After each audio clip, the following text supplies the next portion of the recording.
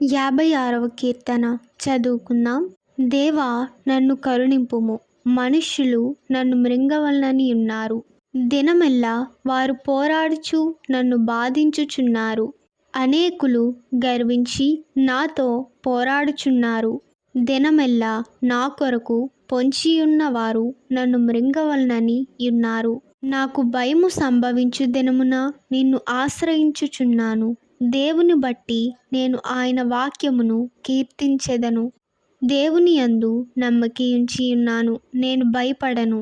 శరీరధారులు నన్నేమి చేయగలరు? దినమెల్లా వారు నా మాటలు అపార్థము చేయుదురు. నాకు హాని చేయవలనన్న తలంపులే వారికి నిత్యము పుట్టుచున్నవి. వారు గుంపు కూడి పొంచియుందురు. నా ప్రాణము తీయగోరుచు వారు నా అడుగు జాడలు కనిపెట్టుదురు. తాము చేయి దోషక్రియల చేత వారు తప్పించుకొందురా? దేవా, కోపము చేత జనములను అణగగొట్టుము. నా సంచారములను నీవు లెక్కించియున్నావు. నా కన్నీళ్లు నీ బుడ్డిలో నుంచబడి ఉన్నవి. అవి నీ కవిలలో కనబడును గదా. నేను మొర్రపెట్టు దినమున నా శత్రువులు వెనుకకు తిరుగుదురు. దేవుడు నా పక్షంననున్నాడని నాకు తెలియను.